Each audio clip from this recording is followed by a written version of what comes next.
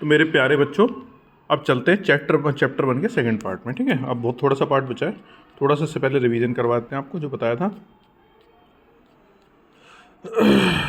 Chapter 1 start कहाँ से हुआ था कि कंप्यूटर के ब्लॉक डायग्राम से। कंप्यूटर के मेनली कौन कौन से पार्ट होंगे, इनपुट होगा, आउटपुट होगा, और उसके पास क्या होगी, मेमोरी होगी आपकी। ठीक है, और जो मेमोरी होती है वो आपकी दो टाइप की होगी, प्राइमरी मेमोरी और सेकेंडरी मेमोरी। प्राइमरी मेमोरी जो होती है वो क्या होगी, आपकी रैम और रोम होगी। रैम, जब तक कंप्यूटर में पावर रहेगी तब तक रैम काम करेगी, जैसी पावर चली जाएगी रैम काम नहीं करेगी आपकी। ठीक है, इसको बोलते हैं वॉलेटाइल मेमोरी। रोम होती है परमानेंट मेमोरी, ये कंप्यूटर के पास परमानेंट रहती है, बेसिकली कंप्यूटर को स्टार्ट करने के काम में आपकी आती है। तो ये ब्लॉक डायग्राम है, अच्छे से देख लेना। उसका सेंट्रल प्रोसेसिंग यूनिट होती है इसका, जो कैब बेसिकली पुराने टाइम में क्या होता था, माइक्रो प्रोसेसर को ही सेंट्रल प्रोसेसिंग यूनिट बोलते थे, क्योंकि वो इतना बड़ा होता था कि उस कैबिनेट में लगता था, जो बड़े से में। धीमे धीमे माइक्रो प्रोसेसर क्या छोटा होता चला गया, कैबिनेट का साइज उतना ही रहा। तो अब क्या, माइक्रो प्रोसेसर कह लो, सीपीयू कह लो, एक ही बात है आपकी। ठीक है, सेंट्रल प्रोसेसिंग यूनिट, इसका मेन काम होता है प्रोसेसिंग करने का आपका। देन सीपीयू के पास जो मेन जो दो पार्ट होते हैं, ये होता है कंट्रोल यूनिट और होता है आपका अर्थमेटिक एंड लॉजिक यूनिट। तो जितने भी अर्थमेटिक एंड लॉजिक ऑपरेशन होंगे वो कौन सी करेगी, आपकी एएलयू या फिर अर्थमेटिक लॉजिक यूनिट परफॉर्म करेगी। और जो भी आपके टाइमिंग सिग्नल जनरेट होंगे वो कौन करेगी, कंट्रोल यूनिट करेगी आपके। ठीक है, तो ये चीज़ आपको ध्यान रखनी है। इनपुट डिवाइस कौन कौन से होते हैं आपके, keyboard, mouse, scanner, touch screen. जहाँ से कंप्यूटर में कुछ इनपुट डेटा जाएगा वो क्या होगा आपका,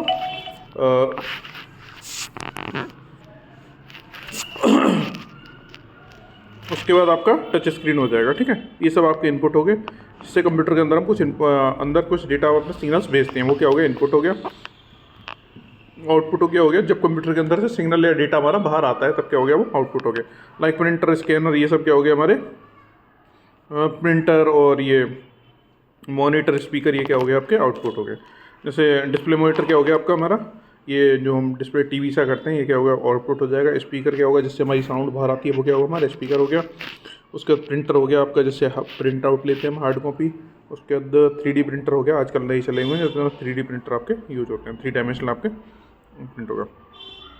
एवोल्यूशन ऑफ कंप्यूटर में क्या, सबसे पहले क्या आया हमारा, एबेकस आया। उसके बाद क्या 1642 में आपका पैस्कलाइन आया। पैस्कलाइन क्या होगा आपका, उसका ना एडिशन और सब्ट्रैक्शन करते थे, मल्टीप्लिकेशन डिवीजन आपका।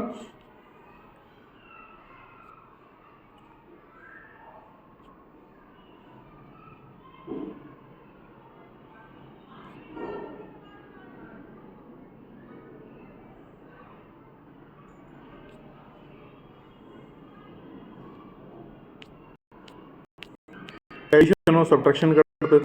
मल्टीप्लिकेशन डिवीजन क्या होगा आपका, कि रिपीटेड एडिशन और रिपीटेड सब्ट्रैक्शन से आपका। ठीक है, तो सबसे पहले एबेकस 1642 में पास्कलाइन मशीन आई, ये करती थी आपका एडिशन, सब्ट्रैक्शन और मल्टीप्लिकेशन डिवीजन। मल्टीप्लिकेशन जो होता था रिपीटेड एडिशन से होगा, और सब्ट्रैक्शन जो होगा रिपीटेड सब्ट्रैक्शन से होगा, डिवीजन आपका रिपीटेड सब। उसके बाद 1834 में आया आपका एनालिटिकल इंजन, ये चार्ल्स बेबेज ने बनाया था।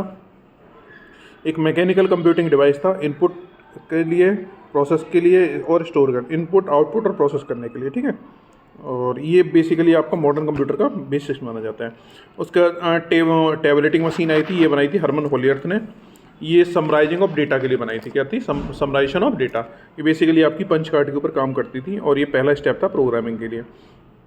उसका 1937 में आई कि एलन ट्यूरिंग नाम के एक साइंटिस्ट थे, उन्होंने बोला कि कंप्यूटर से हम प्रोग्रामेबल काम कर सकते हैं। बेसिकली उनका ये थ्योरी थी कि दुनिया में जितने भी ह्यूमन वाले काम है सारे कंप्यूटर हमारा कर सकते हैं। एक तरह से वो सबसे बेसिक कंसेप्ट है जो आज भी हमारे काम आ रहा है। तो एलन ट्यूरिंग ने ट्यूरिंग मशीन बना दी। उसके बाद 1945 में ईडीबैक एंड ENIAC आपके बनाए थे। ये बेसिकली फर्स्ट थे आपके इलेक्ट्रॉनिक कंप्यूटर जिनसे हम प्रॉपरली काम कर सकते थे आपका। उसके बाद 1947 में आपके ट्रांजिस्टर्स आ गए। ट्रांजिस्टर ने क्या किया, साइज आपका छोटा करते चले गए। ट्रांजिस्टर के बाद IC सर्किट आ गए, मतलब नंबर ऑफ वायर्स और ट्रांजिस्टर आपके सिंगल चिप में आपके लगते चले गए। तो ये 1970 की बात है। तो ये बेसिकली आपका, इसको बोलते हैं evolution of computer. Evolution of computer कहाँ से हुआ आपका, एबेकस से। एबेकस के बाद पास्कलाइन मशीन, पास्कलाइन मशीन के बाद एनालिटिकल इंजन, एनालिटिकल इंजन के बाद टैबलेटिंग मशीन, टैबलेटिंग मशीन के बाद ट्यूरिंग मशीन, ट्यूरिंग मशीन के बाद आपका ईडीबैक एंड ENIAC। उसके बाद 1947 में आपके ट्रांजिस्टर आ गए। 1970 में आपके इंटीग्रेटेड सर्किट आ गए आपके।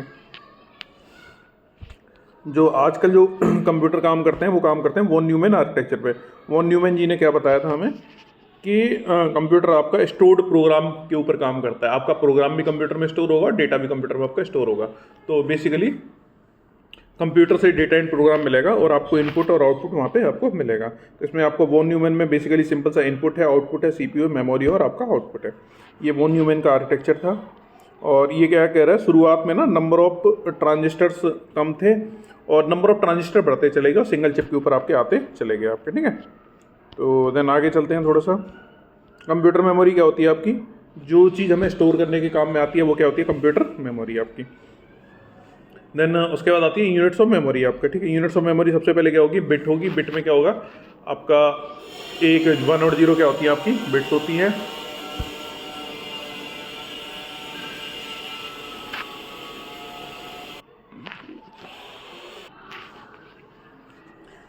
तो कंप्यूटर मेमोरी क्या होगी, डेटा को स्टोर करने के काम में आती है। सबसे पहले जो कंप्यूटर जो की मेमोरी वो होगी बिट्स में लिखी जाती है, क्या 0 और 1 में लिखी जाती है। इसको हम बिट्स बोलते हैं। जब 4 बिट कंबाइन होती हैं तब क्या बोलते हैं, उसको हम निबल बोलते हैं। जब 8 बिट कंबाइन होती हैं तब क्या उसको बाइट बोलते हैं बेसिकली, ठीक है। ये बेसिकली सारा कॉम्बिनेशन क्या आपका 0 और 1 का है। और जब 1024 बाइट या 1000 बाइट जब मिलती हैं तब क्या बोलते हैं 1 किलोबाइट बनती है। जब 1024 किलोबाइट बनती है तब क्या मेगाबाइट बनेगी। ऐसे करके योटा बाइट तक ये सीक्वेंस आपकी जाती है। टाइप्स ऑफ मेमोरी क्या होंगी, प्राइमरी मेमोरी। प्राइमरी मेमोरी क्या होती है, जो मदरबोर्ड से अटैच होती है वो क्या होगी, प्राइमरी मेमोरी। रैम और रोम ये क्या होगी आपकी प्राइमरी। कैश मेमोरी क्या होती है, फास्ट मेमोरी है, जो कहाँ पे लगाई जाती है आपकी मदरबोर्ड पे, रैम रोम और सीपीयू के बीच में लगाई जाती है, ठीक है। ये थोड़ी फास्ट होती है। कैश मेमोरी क्या हुई, ये फास्टर होती है रैम से और ये लगती है आपकी सीपीयू और मदरबोर्ड पे लगती है। ये सीपीयू और रैम के बीच में आपकी लगेगी जाके, ठीक है। बट इसकी क्या कॉस्ट काफ़ी ज़्यादा होती है। सेकेंडरी मेमोरी क्या होगी, ये रैम क्या होगी वॉलेटाइल और रोम में कॉस्टली भी होती है। एक हम ऐसी मेमोरी क्रिएट करते हैं, pen drive, hard disk, ETC. उसमें क्या होगा आपका कि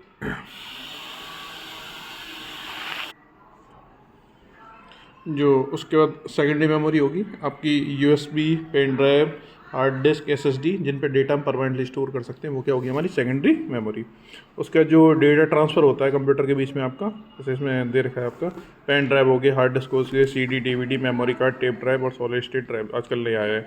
डेटा ट्रांसफ़र जो होता है कंप्यूटर के डिफरेंट पार्ट्स के बीच में, उसको बोलते हैं बस। बेसिकली होते वो वायर ही हैं, तार होते हैं, लेकिन उनको बस बोलते हैं कंप्यूटर की टर्मिनोलॉजी में।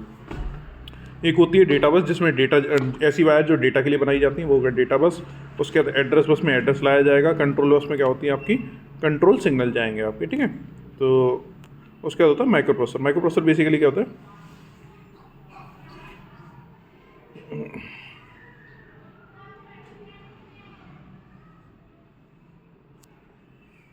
शुरुआती दिनों में माइक्रो प्रोसेसर का साइज बड़ा होता था तो उसके लिए कैबिनेट बनाया जाता था, उसको हम सीपीयू बोलते थे, ठीक है। अब समय के साथ में क्या हो गया, माइक्रो प्रोसेसर का साइज छोटा होता चला गया और आपका ये एक सिंगल चिप पे आ गया। तो एक प्रोसेसर जिसको सिंगल चिप के माइक्रो चिप के ऊपर इम्प्लीमेंट होते हैं उसको बोलते हैं माइक्रो प्रोसेसर। एक प्रोसेसर जिसको सिंगल माइक्रो चिप के ऊपर हम लगा सकते हैं, बहुत छोटी सी चिप के ऊपर आ जाएगा, सारा काम आपका करेगा ये वैल्यू का, तो उसको बोलते हैं माइक्रो प्रोसेसर आपका। तो माइक्रो प्रोसेसर एक क्या स्मॉल साइज इलेक्ट्रॉनिक कंपोनेंट है inside that carries out various task involve in the data processing. एक स्मॉल कंपोनेंट होता है कंप्यूटर के अंदर जो डेटा प्रोसेसिंग से रिलेटेड सारे काम करेगा, कैलकुलेशन करेगा, प्रोसेसिंग करेगा, ये माइक्रो प्रोसेसर करेगा। समय के साथ में जो पहली जनरेशन थी माइक्रो प्रोसेसर की 1971 से लेकर 73 के बीच में थी। सिंगल कोर थे, एग्जांपल है आपका इंटेल 8080 आपका, ठीक है। जो मैक्सिमम जो रैम को जो सपोर्ट करता था वो करता था 1 किलोबाइट का। उसका सेकंड जो जनरेशन आई 1974 से 78 के बीच में, ये जो मैक्सिमम रैम को सपोर्ट करेगा वो 1 MB को करेगा और प्रोसेसर इसका 8 बिट होगा या वर्ड साइज बोल लो आप उसको, ठीक है। और क्लॉक इसकी 2 मेगाहर्ट्ज तक हो जाएगी, कोर सिंगल रहेगी और मोटरोला का 6800 या इंटेल 8085 हो जाएगा। थर्ड जो जनरेशन आई प्रोसेसर की 1979 से लेकर 80 के बीच में आई, ये इसको VLSI बोलते हैं, वेरी लार्ज स्केल इंटीग्रेशन। ये 16 बिट सपोर्ट करता था और मैक्सिमम जो रैम साइज़ थी वो इसकी 16 MB की थी। उसके बाद ये जो इसकी क्लॉक स्पीड थी 4 मेगाहर्ट्ज थी, इंटेल 8086 थी आपकी। फोर्थ जो जनरेशन आई 1981 से लेकर 95 तक आ गई, इसको VLSI बोलते हैं, वर्ड साइज 32 बिट का हो गया। मैक्सिमम मेमोरी आपकी 4 GB सपोर्ट करेगा, रैम जो सपोर्ट कर 4 GB करता था। उसके बाद 133 मेगाहर्ट्ज़ तक की रैम ये सपोर्ट कर देता था आपका, ठीक है। उसके बाद इंटेल 80386, मोटोरोला 68030, ये आपके एग्जांपल हैं। और अब जो लेटेस्ट जनरेशन आ रही है 64 GB रैम तक सपोर्ट करते हैं। और वर्ड साइज इसका 64 बिट है आपका। वर्ड साइज होता है इसमें कि मैक्सिमम जो कितना माइक्रो प्रोसेसर, कितना प्रोसेसर है ना, मैक्सिमम कितनी बिट एक साथ प्रोसेस कर सकता है। मोस्टली 8 बिट से लेकर आजकल 64 बिट तक के आ रहे हैं। पहले 8 बिट आते थे, आजकल 64 बिट तक के आ रहे हैं। मेमोरी साइज हो रहा है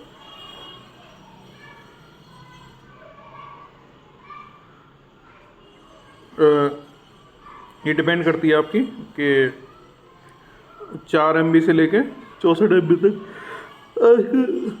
जो आपकी 64 एक्जाबाइट तक की मेमोरी इसमें सपोर्ट कर। क्लॉक स्पीड बेसिकली जैसे हमारी घड़ी होती है वैसे इसकी कंप्यूटर की क्लॉक स्पीड होती है आपकी। कोर्स होती हैं सिंगल कोर, मतलब एक टास्क एट ए टाइम, जितनी ज़्यादा कोर होंगी उतनी ज़्यादा टास्क आपकी परफॉर्म हो जाएंगे।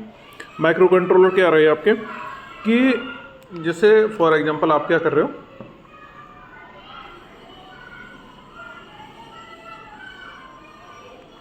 माइक्रो कंट्रोलर क्या हुआ,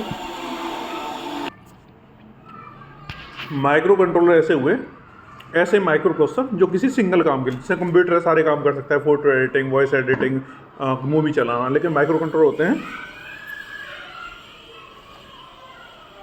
किसी पर्टिकुलर एक काम को करने के लिए बनाए जाते हैं। फॉर एग्जांपल वॉशिंग मशीन में कपड़े धोने के अलावा होता है उसमें भी कंप्यूटर, लेकिन कपड़े धोने के अलावा और कुछ काम नहीं कर सकते हैं। डेटा क्या होता है, जो भी कुछ हमें पूरी दुनिया में दिखाई देता है वो क्या डेटा है, उसमें जो काम की चीज़ है वो क्या होगी, हमारी इन्फॉर्मेशन हो जाएगी। तो डेटा को जब भी हम डिफाइन करते हैं वो होता है रॉ फैक्ट एंड फिगर, वो क्या हो गया हमारा डेटा हो गया। और रिक्वायर्ड फॉर्म ऑफ डेटा क्या होती है, हमारी इन्फॉर्मेशन होती है, ठीक है। सबसे पहले स्ट्रक्चर्ड डेटा होता है। टाइप्स ऑफ डेटा में स्ट्रक्चर्ड डेटा क्या रहा आपका, जिसका पर्टिकुलर फॉर्मेट होता है। जैसे ना अगर मैं बात करूं, मैं बच्चों का रोल नंबर, नेम और मंथली अटेंडेंस का फॉर्मेट बनाऊंगा तो क्या उसकी टेबल क्या फिक्स रहेगी जाके, इसमें कोई ज़्यादा चेंज नहीं होगा। ये होगा स्ट्रक्चर, प्रॉपर स्ट्रक्चर है। सबसे पहले क्या आएगा, बच्चे का रोल नंबर आएगा, फिर क्या आएगा, नाम आएगा, फिर क्या आएगा, उसका मंथ आएगा, उसके बाद क्या होगी, उसकी अटेंडेंस आ जाएगी। तो अटेंडेंस का रिकॉर्ड निकालना है तो ये क्या होगा, पर्टिकुलर फॉर्मेट होगा इसका, इसमें कोई आप ज़्यादा कोई चेंज नहीं कर सकते। ये उसको बोलते हैं स्ट्रक्चर डेटा। उसके बाद अनस्ट्रक्चर्ड डेटा होता है जिसका कोई फॉर्मेट नहीं होता। जैसे ना बच्चे का रोल नंबर भी है, ग्राफ भी है, इसमें सब कुछ आपका audio video file, text document, ठीक है, ये सब क्या होंगे आपके, जिनका कोई फिक्स स्ट्रक्चर नहीं होता। अब मूवीज हो गई, ये सब क्या होंगे आपके अनस्ट्रक्चर्ड है।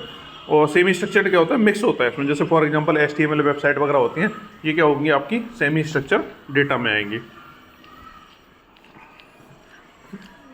इसका डेटा में ना मेनली 3 ऑपरेशंस होते हैं। सबसे पहले डेटा कैप्चरिंग। डेटा कैप्चरिंग क्या होता है, डेटा को कलेक्ट करना है। डेटा आप कलेक्ट करोगे, इसको बोलते हैं डेटा कैप्चरिंग। डेटा को आप अलग अलग सोर्स से इकट्ठा करोगे। सपोज भी अगर मैं बच्चों के बारे में जानकारी कंप्यूटर में भरने लग रहा हूँ तो क्या होगा, बच्चों के लिए सारा डेटा मैं इकट्ठा करूँगा, इसको बोलते हैं डेटा कैप्चरिंग। उसके बाद डेटा कैप्चरिंग के बाद डेटा स्टोरेज। मैंने सारा डेटा बच्चों का इकट्ठा कर लिया, उसके बाद क्या करूँगा, बस उसके डेटा को मैं इकट्ठा करना और उसको स्टोर करूँगा कहीं ना कहीं। स्टोर करने के लिए हार्ड डिस्क हो सकती है, SSD होगी, ये पेन ड्राइव होगी, ये सब क्या होगा आपका डेटा स्टोरेज हो जाएगी, ठीक है। उसके बाद डेटा रिट्राइवल। आपने स्टोर कर लिया, किसी बच्चे का डेटा आपको दोबारा ज़रूरत पड़ी तब क्या करोगे, आप उसको रिट्राइव करोगे। अच्छा, एक चीज़ और है, डेटा डिलीशन एंड रिकवरी। अगर डेटा गलती से डिलीट हो जाता है तो उसको रिकवर कर सकते हैं। आपने देखा होगा नेहरू प्लेस पे बहुत सारे लोग बैठे रहते हैं इसको डेटा काम करने के लिए। डेटा रिट्राइवल, उसका डेटा डिलीशन रिकवरी। ये क्या होता है, कई बार हम पे डेटा डिलीट हो जाता है तो उसको रिकवर कैसे करेंगे। डेटा को आप डिलीट कर दिया, अगर डेटा के ऊपर कुछ कंप्यूटर में कुछ डेटा नहीं लिखा हुआ है तो वो रिकवर हो सकता है, अदरवाइज रिकवर नहीं होगा, ठीक है। तो ये चीज़ आपको ध्यान रखनी है प्यारे बच्चों। उसके बाद आगे चलते हैं सॉफ्टवेयर। सॉफ्टवेयर क्या होता है, बेसिकली आपका ये सेट ऑफ प्रोग्राम होता है। प्रोग्राम क्या होगा, सेट ऑफ इंस्ट्रक्शंस होता है, और सेट ऑफ इंस्ट्रक्शन बेसिकली क्या स्टेप्स होते हैं आपके, ठीक है।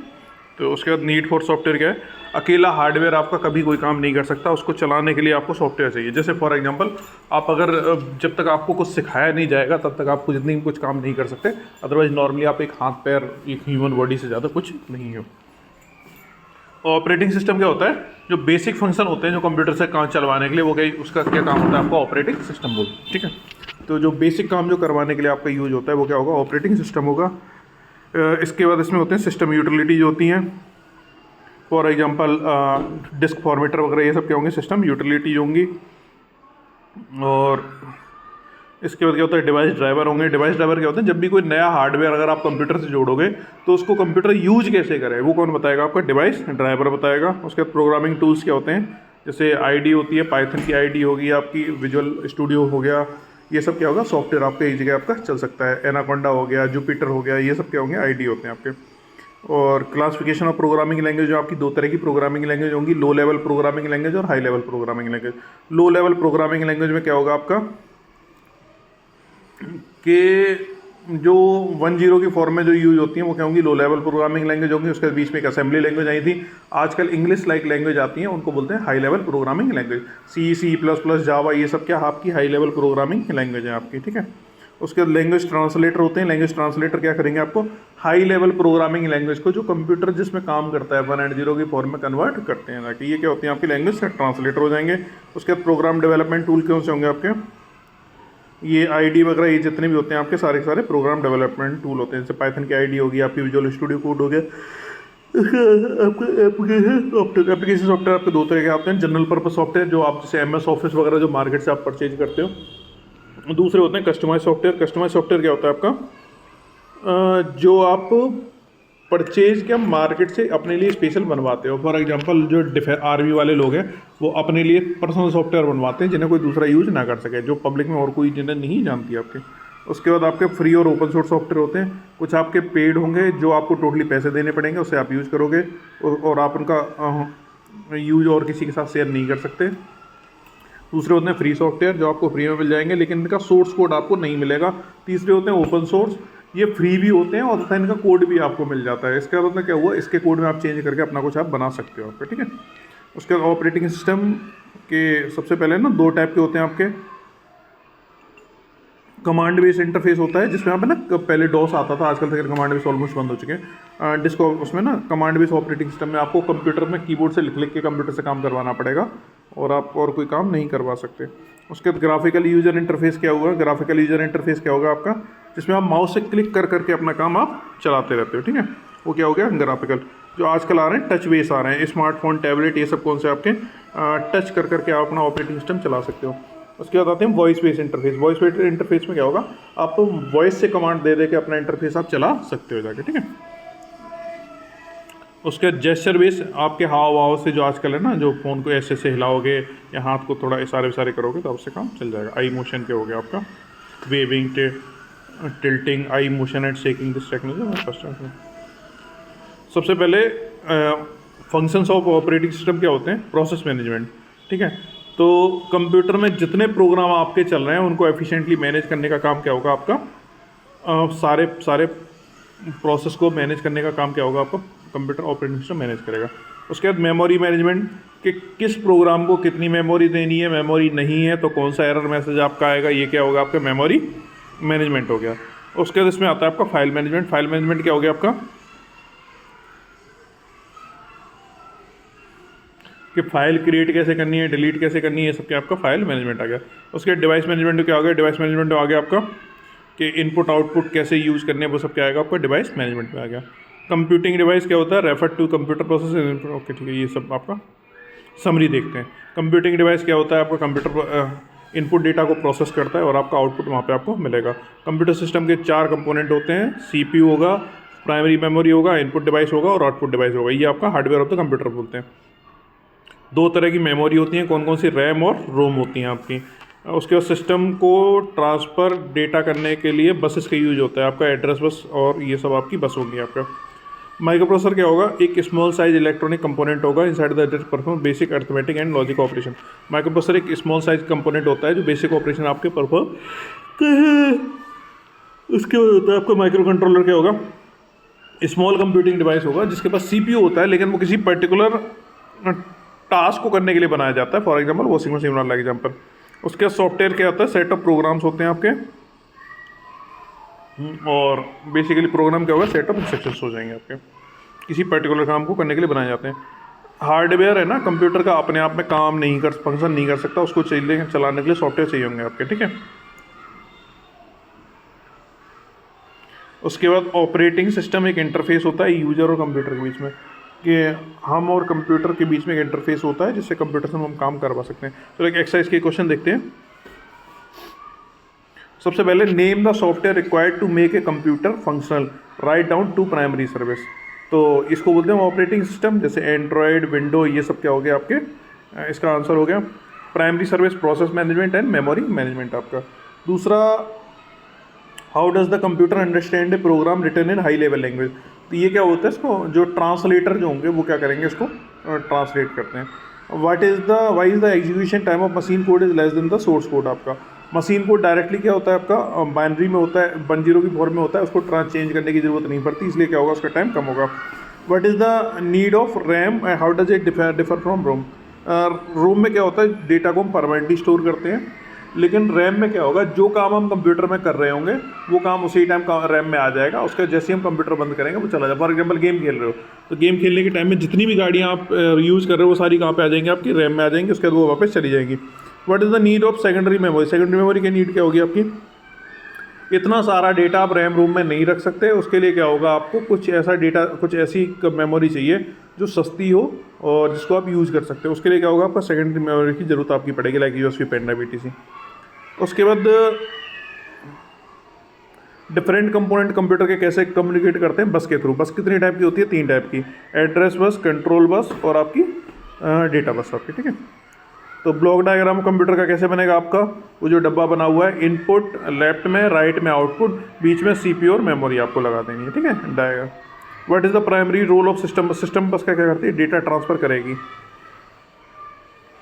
अच्छा, डेटा बस बाई डायरेक्शनल की होती है, ये चलो कोई इशू नहीं, ठीक है, ये डेटा दोनों साइड ट्रांसफ़र करेगा, एड्रेस सिर्फ सीपीयू टू आपका मेमोरी जाएगा आपका। What is the primary role of system, okay हो गया। डिफरेंस बिटवीन प्रोप्राइटरी सॉफ्टवेयर और ये बेसिकली क्या होंगे, प्रोप्राइटरी सॉफ्टवेयर क्या होंगे, पेड सॉफ्टवेयर होते हैं और इन्हें कंपनी बेचती है पैसे लेके। फ्री सॉफ्टवेयर होंगे आपके फ्रीवेयर होते हैं, इनके कोई पैसे आपसे चार्ज नहीं होंगे। Right the main difference between micro processor and micro control. Micro processor general purpose होता है आपका, माइक्रो कंट्रोलर किसी स्पेसिफिक काम को करने के लिए बनाया जाता है, एम्बेडेड सिस्टम के लिए।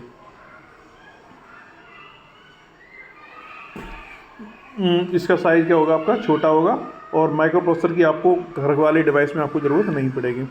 Mention the different types of data you deal with the browsing the internet. Different type का डेटा जो आप डील करोगे, इमेज होगा, ऑडियो होगा, वीडियो होगा, ये सब क्या होगा, डिफरेंट टाइप का डेटा होगा। न्यूज़पेपर क्या होगा, सेमी स्ट्रक्चर होगा। क्रिकेट मैच स्कोर क्या होगा, आपका स्ट्रक्चर्ड होगा। एचटीएमएल पेज क्या होगा, आपका सेमी स्ट्रक्चर हो जाएगा। पेशेंट रिकॉर्ड इन हॉस्पिटल क्या होगा, सेमी स्ट्रक्चर हो जाएगा आपका।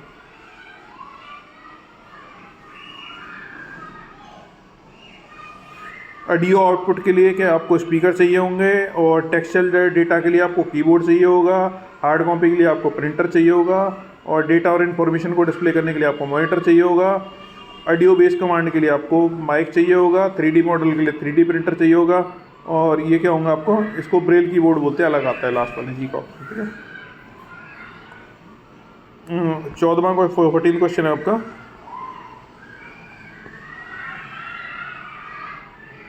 कंपाइलर सिस्टम सॉफ्टवेयर यूटिलिटीज है, असेंबलर भी सिस्टम ट्रांसलेटर है, असेंबलर भी ट्रांसलेटर है आपका।